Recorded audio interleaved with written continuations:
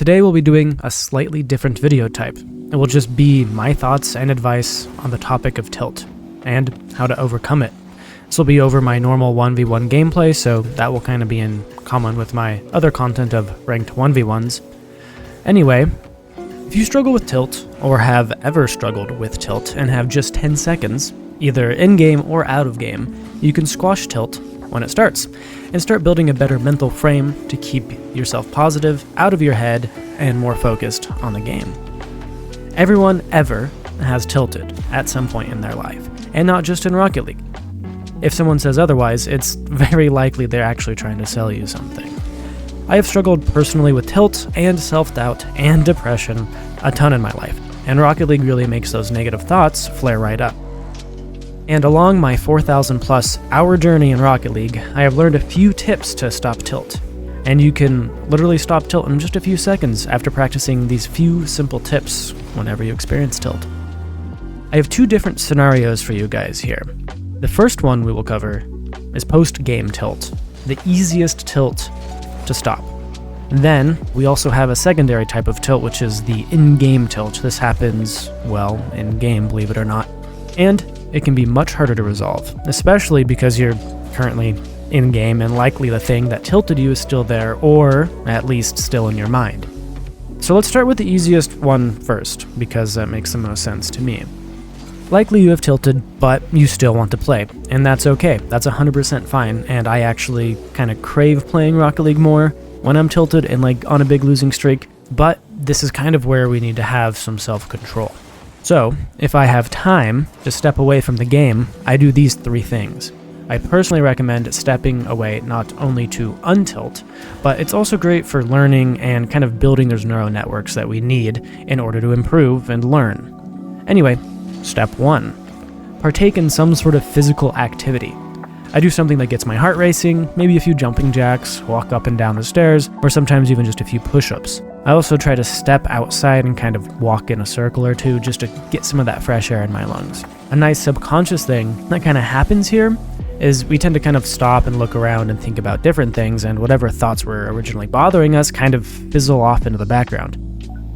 You know, if we're super lucky, more than one of those 5 senses will be triggered and kind of help us relax as we're looking, smelling, and kind of feeling maybe the sun outside, or even the grass for the first time in our lives. Step 2. Meditation.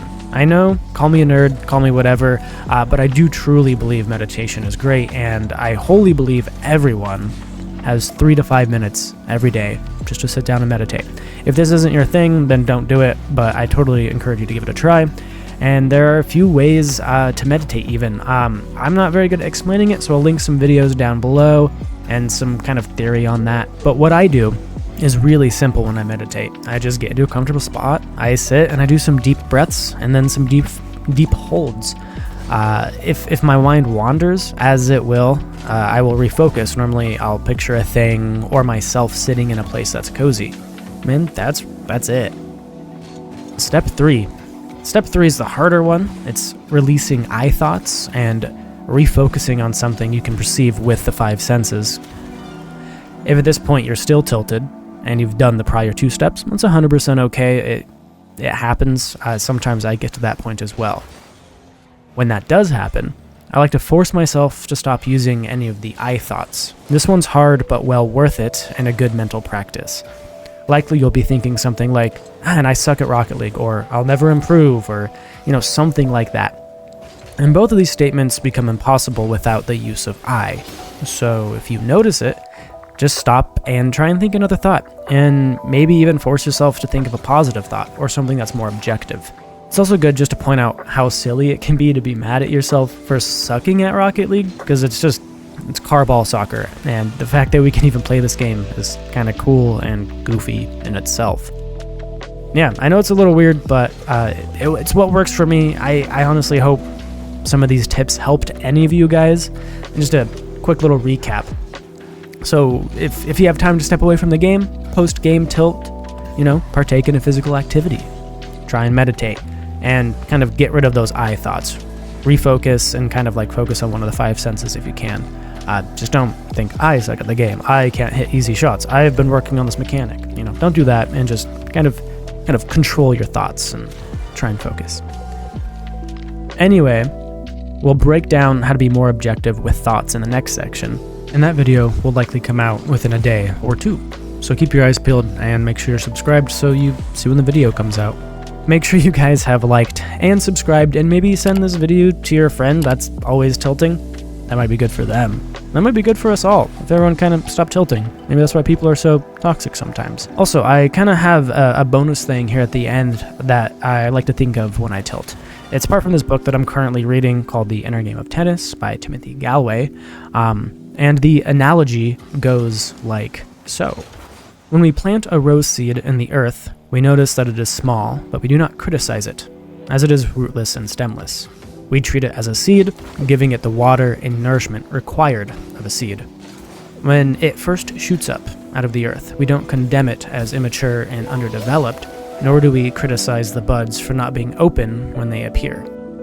We stand in wonder at the process taking place and give the plant the care it needs at each stage of its development. The rose is a rose from the time it is a seed to the time it dies. Within it, at all times, it contains its whole potential. It seems to be constantly in the process of change, and yet, at each state, at each moment, it is perfectly all right as it is. The errors we make can be seen as an important part of the development process. It is a process of developing.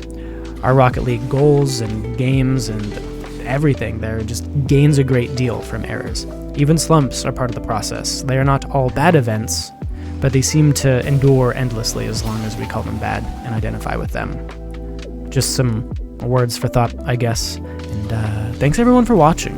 We'll see you around. Peace.